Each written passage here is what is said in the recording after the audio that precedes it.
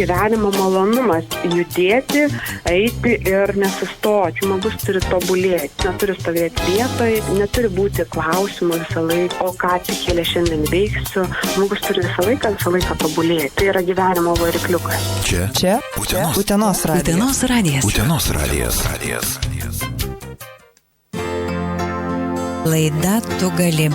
Motina gamta tau dovanoja pačias gražiausias akimirkas. Lietaus laše, gaivioje rasoje, vėjo šiurenėme, ilgesingame gervių skrydyje.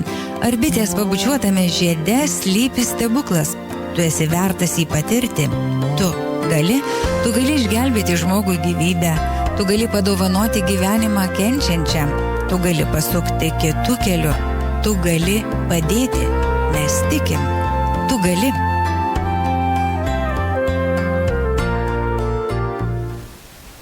Sveiki, Utenos radijo klausytojai. Jūsų dėmesiui laida Tu gali. Ir kalbėsime šiandien apie gražų labai renginį, kuris, visai ne už kalnų, gegužės 7 dieną. Motinystė – tai ne tik besąlygiška meilė, bet ir iššūkiai, emociniai svyravimai ir nuovargis. Gegužės 7 minint pasaulinę mamų psichinės sveikatos dieną, Utenoje vyks jautrus ir bendrystei kviečiantis renginys Mamos mums rūpi, suburiantis mamas pasivaikščiojimui, pokalbiams ir atokvėpiai. Apie šio renginio prasmę, motinystės patirtis ir pagalbos svarbą kalbiname organizatorės, moterų sveikatingumo ir sporto studijos Utenoje Figura Gym vadovė Aurelija Raukštienė. Labas, Aurelija. Sveiki. Bei Utenos rajono savivaldybės visuomenės sveikatos biuro direktorė Alma Gaidienė. Sveiki, Alma. Sveiki. Dar kartą sveikos, kaip laikotės, sakykit, kas jūsų įstaigose šiuo metu ant bangos, kaip gyvenat, pasipasakokit, nes jau senokai gan buvot studijoje. Tai smagu, Angelė, kad pakvietei. Ačiū, kad palaikai idėją vėl Utenoje organizuoti šitą renginį. Iš tiesų pagrindiniai organizatoriai tai yra Mama mums rūpi. Ir renginys vyksta jau 3 metus iš eilės visoje Lietuvoje. Utenoje vyks 2 metai. Tai tikrai labai džiaugiuosi, kad šiemet labai daug vėl įstaigų įmonių prisidėjo prie šio renginio organizavimo. Tai ačiū Almai ir visam Utenos rajono savivaldybės visuomenės sveikatos biurui, kad jie partneriai pagrindiniai mūsų ir padeda įgyvendinti visas idėjas. Taip pat noriu padėkoti ir visiems kitiems, tai jums, Angelė, Utenos radijai, Utenos rajono savivaldybei, Virsmo studijai, Beno fotografija, Šviesų studija, restoranas Alaušos slėnis, Magiškos idėjos, bendruomeniniai šeimos namai, žaidimų kambarys Vaiko ala. Tai va tiek daug draugų turim ir dar tikrai, jeigu kažkas girdit ir norit prisidėti kažkuo prie renginio, rašykit drąsiai. Tikrai priimsim, rėmėjai visi laukiami ir gali tikrai sugalvoti, kaip pradžiuginti vieną ar kelias mamas. Galim net ir organizuoti loteriją, tai tikrai esam atviras pasiūlymams. O visas mamas kviečiame sudalyvauti gegužės 7 dieną, 11 val. Ėjimo renginėje, būtent skirta pasauliniai mamų psichikos sveikatos dienai. Vadinasi, Aurelijai, dabar ant bango šitas renginys ir niekas daugiau. Tai po Almai. Tikrai labai organizuojam daug renginių. Jeigu kalbant apie šitą renginį gegužės 7, tai labai džiaugiuosi, kad esame šio renginio dalimi ir iš tikrųjų yra labai svarbu paskatinti mamytes rūpinti savo emocinę sveikatą, nelikti liūdesy, nelikti su savo skausmu vienai, prašyti pagalbos, kreiptis pagalbos. Tai mes tikimės, kad šito renginio metu mums ir pavyks jas išgirsti, gal ir ateityje suplanuoti kažkokių veiklų, kurios jas džiugintų ir suteiktų stiprybės, pozityvumo. Nes iš tikrųjų mama tai yra šeimos siela, šeimos širdis. Jeigu laiminga mama, pailsėjusi mama, tada ir aplinkoje esantis šeimos nariai yra laimingi. Ir aš manau labai svarbu, kad vaikai užaugę ir išėję sukūrę savo gyvenimus prisimintų mamą, pailsėjusią, puikiai nusiteikusią, energingą, žingeidžią, kūrybišką, aktyvę. Tai tikrai, mielos mamos, rūpinkitės, ateikite į šitą renginį, dalyvaukite ir kituose, ir Figūra Gym, ir Utenos rajono savivaldybės visuomenės sveikatos biuro renginiuose. Didžioji mūsų biuro renginių dalis, tiksliau visi renginiai yra nemokami. Tai, o pradžioj tai tikrai prisijunkite prie šitos gražios iniciatyvos. Labai labai jūsų lauksime. Pamastykime, kodėl jūsų manymu svarbu minėti pasaulinę mamų psichinės sveikatos dieną. Tai Alma jau labai daug pasakė. Motinystė tikrai nėra vien tik džiaugsmas ir gražus dalykai, kaip dažnai idealizuojam ją. Tai tikrai ir pasikeičia mūsų gyvenimas, atsiranda daug naujų iššūkių ir tikrai statistika rodo, kad labai daug, netgi 70% moterų susiduria su sunkumais motinystėje. Mes esam stiprios, pripratusios gyvenime, ypač šiuolaikiniame gyvenime, laikyti daug namų kampų, dirbti, rūpintis vaikais ir panašiai. Tai dažnai pamirštame visose pareigose save ir pamirštam svarbiausią dalyką, kad vaikam reikalinga laiminga mama ir pailsėjusi. Todėl nebijokim prašyti pagalbos, nebijokim pripažinti, kad esam silpnos, pavargusios ir tada artimieji tikrai supras ir padės. O visi artimieji, kurie turi mamas su mažais lėliukais namuose, tai irgi atkreipkite dėmesį į mamų savijautą, stenkitės padėti, galų gale leisti išsimiegoti, nes labai svarbu, kokia bus jūsų moteris, žmona, dukra, taip ir tą ir perduos jūsų vaikams, taigi nepamirškite ir artimieji, todėl kviečiam tikrai į šį žygį ne tik mamas su vežimėliais, su mažais vaikais, bet tikrai gali dalyvauti ir vyrai, ir artimieji sudalyvauti ir tai parodyti supratimą, kas tai yra motinystė ir kad tai nėra lengvas iššūkis gyvenime.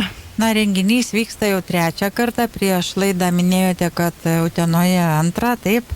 O iš viso Lietuvoje 3, taip? Tai vadinasi, čia pas mus dabar persikėlė į Uteną šitas renginys, ar čia visoje Lietuvoje vyksta? Visoje Lietuvoje, jeigu neklystu, pirmais metais, 2023 vyko gal tik 6 savivaldybėse, šiemet, kiek žinau, daugiau negu 25 įsitraukia, tai tikrai vis daugiau jungiasi, atsiranda Mama mums rūpi organizacijų, daugiau savanorių visuose miestuose, šiemet žinau, kad tikrai labai daug ir visuomenės sveikatos biurų Lietuvoje prisijungia, tai tikrai džiugu, kad vienijam jėgas ir stengiamams visi padėti, eiti link bendro tikslo ir vat, būtent Mama mums rūpi svetainėje galite kiekviena rasti irgi informaciją apie pagalbą, tai tikrai ir mamų linija, turbūt pagalbos visas linijos ir netgi klausimynas, kaip galima savo pasižiūrėti, ar ten galimi kažkokie depresijos atvejai ir atsakomi klausimus ir tiesiog matom, ar reikia mums pagalbos ar ne, tai tikrai galite atsidaryti, paieškoti labai tikrai naudingos informacijos. Na, jau renginys 3 kartą. Kaip keitėsi dalyvių reakcijos ir susidomėjimas? Dažniausiai pirmą kartą, kai jau būna, tai dar nebūna tiek daug, ar ne? Paskui vis daugėja, visiems pradeda patikti, atsiranda noras, ar aš čia teisi, ar pakomentuokit, ar ne. Pernai dalyvių tikrai buvo labai daug, netoli 100, gal sakyčiau, nes buvo laisva diena, gegužės 1 diena, tai tikrai dėkingas laikas, visi turėjo laisvą dieną vidury savaitės, tai tikrai dalyvių buvo labai daug, turėjom labai gražų saulėtą orą ir tikrai labai graži šventė buvo, jautėsi bendrystė, buvo tikrai labai gera ir labai džiaugiuosi, kad ėmiausi to renginio ir išdrįsau tai organizuoti tenai. Tikrai nesitikėjau tokio didelio susidomėjimo. Šiemet bus darbo diena, gegužės 7 diena, bet kaip kalbame, tai nėra svarbiausia kiekybė. Mes norim susitikti tikrai mamas, kurios, tarkim, ir pirmais vaiko auginimo metai šiuo metu gali prisijungti dienos metu, kartu susitikti diskusijoje vaikų žaidimų kambarį po trumpo žygio ir išgirsti, ko nori mamos, koks poreikis, nes tikrai diskutavom ir su bendruomeniniais šeimos namais, ir su Šviesų studija, ir su visuomenės sveikatos biuru, kad galime mamoms pasiūlyti bendrom jėgom sugalvoti kažkokių renginių, tik norim žinoti, ko jos nori. Tai gal dar galima kažką pridurti šituo klausimu? Tai dar kalbant apie tą patį renginį, Aurelija minėjo, kad po žygio Vaiko oloje galėsim susitikti, vaikužiai pažais, mes su mamytėm pabendrausim. Vakare 17-18 valandą Virsmo studijoje taip pat vyks dailės terapija. Tai irgi yra vykdoma registracija, tai visą informaciją rasite ir Figūra Žym interneto svetainėje, ir Utenos rajono savivaldybės visuomenės sveikatos biuro interneto svetainėje, taip pat socialiniuose tinkluose Facebook ir Instagramą. Tai tikrai yra registracija, atkreipkit, registruokitės, mielos mamytės, jeigu tikrai neturite kur palikti vaikučių, tai visuomenės sveikatos biuro komanda ir kiti partneriai bandysim kažkaip visas sujungti pajėgas ir pasirūpinti, leisti mamai pasinerti į spalvas, atsipalaiduoti ir pabūti tokioje gražioje erdvėje su tikrai profesionalais. Tai tikrai labai kviečiam. Ir jeigu, aišku, turėsite klausimų, tai mes mielai irgi juos atsakysim. Na, dar pakalbėkim, vis dėlto labai jau skubot apie renginį papasakot, aš dar vis kitų klausimų turiu. Ką reiškia rūpinti savimi moteriai, kuri kasdien rūpinasi kitais? Vat padiskutuokim visos trys moterys. Tai pirmiausia, rasti bent valandą laiko savo. Ne skrolinti telefone ar žiūrėti kažkokį serialą, bet grinai kalba eina apie susitikimą su savimi, tai gali būti sporto salė, tai gali būti miškas, tai gali būti važiavimas dviračių, bėgimas, bet kas. Bet per fizinį aktyvumą iš savo patirties galiu pasakyti, lengviausia prieiti ir išgirsti save. O kodėl bendrystė tarp mamų yra tokia svarbi? Ar pasišnekame mes čia tarpusavį, kažkaip tai užsikūrėme? Aš jeigu, pavyzdžiui, kokiam dalyvauju, ar tai biuro renginį, ar daug moterų būna, ar tai Aurelija organizuotų, kažkaip labai gera pasidaro. Ką jūs pasakytumėte šituo klausimu? Todėl, kad manau, kad labai svarbu, kai tave girdi, kartais tikrai norisi kalbėti, išsikalbėti, atsiranda bendraminčių. Iš tikrųjų, moteris paskui gal ir bendrauja ir už renginio ribų, pasibaigus renginiui, dalinasi ir aišku, nelieka vienos, va tas yra svarbiausia. O kaip pabūti, kaip skirti laiko savo, kaip atsipalaiduoti, labai pritarčiau Aurelijai, kad tai fizinis aktyvumas, fizinė veikla, nes fizinio aktyvumo metu gaminasi laimės hormonai, o tuomet gerėja ir nuotaika ir aišku, visa kita emocinė būklė būna labai gera ir puikiai. Jeigu nepavyksta išeiti ir nesinori, tikrai tinkamas metodas ir būtas kartais užsidaryti ir kambaryje, pabūti 10-15 minučių, gal vaikas gali pažaisti su vaikais ir leisti mamai pailsėti, nes kartais tos 15 minučių irgi yra labai stebuklingos atokvėpiui, tokiam tiesiog pabuvimui su savimi. Nors jau dalį išpasakojote renginio programos, bet dar galbūt tikrai ne visas paminėjote, tai kokias veiklas planuojate šiemet ir kuo šie metai ypatingi, galbūt kokią išskirtinę veiklą sugalvojate? Tai jau Alma pasakoja apie Virsmo studiją ir dailės terapijos užsiėmimą, tikrai labai džiaugiuosi šią naujovę. Ir kadangi nusprendėme visų renginių nesudėti vieną dieną, tai gegužės 8 dieną Šviesų studija kviečia į 2 oro jogos užsiėmimus. Irgi mūsų socialiniuose tinkluose, konkrečiai Facebook'e, yra įvykė registracijos forma, kur tikrai rasite, kur galima užsiregistruoti ir sudalyvauti. Ir kaip ir minėjau, kai pakalbėsime susitikusios su mamam, išgirsim jų poreikį, tai tikrai galim pasiūlyti ir psichologo paskaitas, ir individualias konsultacijas. Tikrai Utena turi ką pasiūlyti mamams, tiesiog reikia tos bendrystės, reikia bendrų susitikimų ir išgirsti vieniem kitus, kad tie renginiai būtų tiesiog pagal poreikį tikslingi. Na, o kaip vyksta pasiruošimas renginiai? Ar sulaukėte daug savanorių pagalbos iš bendruomenės? Jau ir paminėjote įvairius partnerius, bet dar gal ką nors papildysite?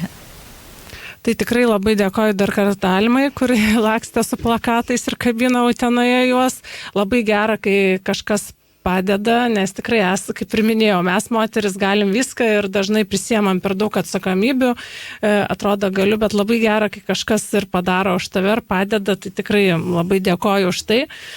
Visi partneriai rėmėjai irgi pasisiūlė patys, tai tikrai labai jiems dėkoju dar kartą ir kaip ir sakiau, laukiam ir prisijungiant naujų, nes viską bendrystė daro stebuklus.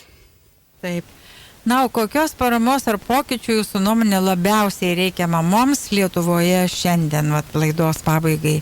Pamastykim, čia galbūt kaip ir šnekat, kad tokio atokvėpio, ką jūs ir dabar organizuojate, bet gal dar kils jums minčių?